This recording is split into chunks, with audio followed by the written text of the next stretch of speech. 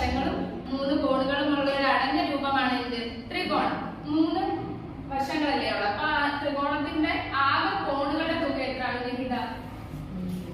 180. അപ്പൊ ചതുർഭുജത്തിന്റെ 4 വശങ്ങളാണ് ഉള്ളത്. അതിന്റെ ആകെ കോണുകളുടെ തുക എത്രയാണ് സുമയ്യ? 360. അപ്പം ഇനി പഞ്ചഭുജത്തിന്റെ കോണുകളുടെ തുക അറിയാവോ? ഇല്ല, അറിയില്ല.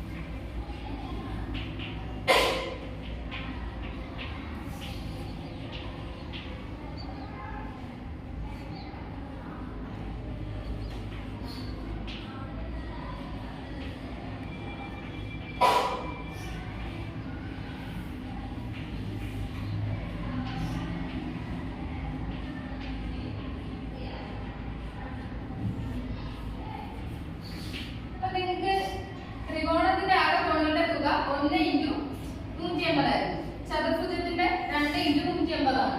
അങ്ങനെയാണെങ്കിൽ പഞ്ചഭുജത്തിന്റെ എത്രയാണെന്ന് പറയാൻ പറ്റുമോ? എങ്ങനെ വരും നിഹിത? 3 × 180. അപ്പൊ എന്താണ് ഇതിന് നിങ്ങൾ മനസ്സിലായത്?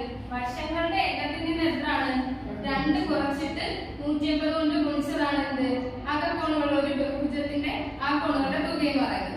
അപ്പൊ 6 വശമുള്ള ഒരു ബഹുഭുജമാണെങ്കിൽ അതിന്റെ അകക്കോണുകളുടെ തുക വന്ന് ചെയ്യും അജ്മല.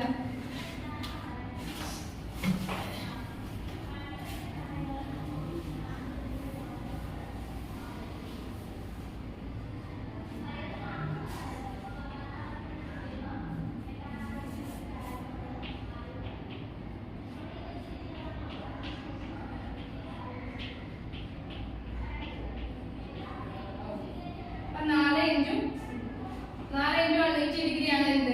6 വശങ്ങളുള്ളത്. അപ്പൊ 7 വശങ്ങളുള്ളത് എത്ര വരും? ആര്യ 5 × 180. 8 വശങ്ങളുള്ള എത്ര വരും?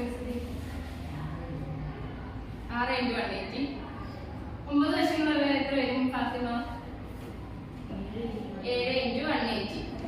അപ്പൊ നമുക്ക് ഇതിന് ജനറൽ ആയിട്ട് എന്ത് പറയാം? പൊതുവായിട്ട് എന്ത് പറയാം? n വശങ്ങളാണെങ്കിൽ എന്ത് വരും? അകക്കോണുകളുടെ തുക എന്ന് പറയുന്നത് n - 2 × 180 ഡിഗ്രി വരും.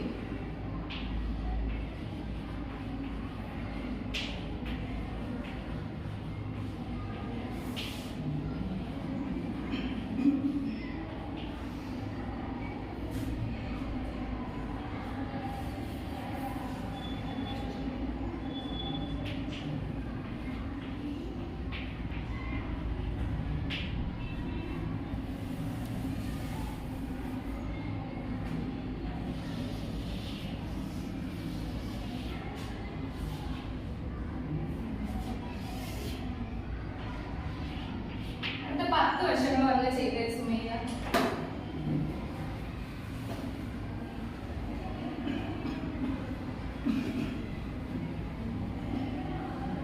ഇക്വേഷൻ ഉപയോഗിച്ച് ചെയ്യണം.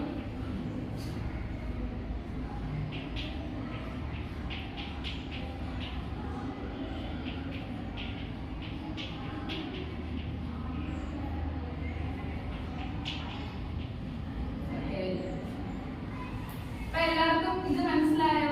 ഒരു n വശങ്ങൾ 10 വശങ്ങൾ വരെ ഉള്ളത് നമ്മൾ കണ്ടുപിടിച്ചു. എന്താണ് n വശങ്ങളാണെങ്കിൽ അതിന്റെ അകക്കോണുകളുടെ തുക എന്ന് പറയുന്നത് എന്താണ്? n - 2 × 180 ആണ്. 10 വരെ നമ്മൾ ചെയ്തു. ഇനി 25 ചെയ്യുമ്പോൾ നമുക്ക് 2 ഡിജിറ്റ് ഇനി അങ്ങോട്ട് പോകുമ്പോൾ 3 ഡിജിറ്റിലോട്ട് പോകുമ്പോൾ നമുക്ക് ചെയ്യാൻ അറിയാമല്ലോ. അപ്പൊ 100 വശങ്ങളാണെങ്കിൽ എന്ത് വരും? 100 - 2 × 180. 25 ആണെങ്കിൽ 25 - 2 × 180. അപ്പം ഇതുമായിട്ട് ബന്ധപ്പെട്ടത് അടുത്ത ക്ലാസ്സിൽ നമുക്ക് ബാക്കി ചെയ്യാം. ഓക്കെ.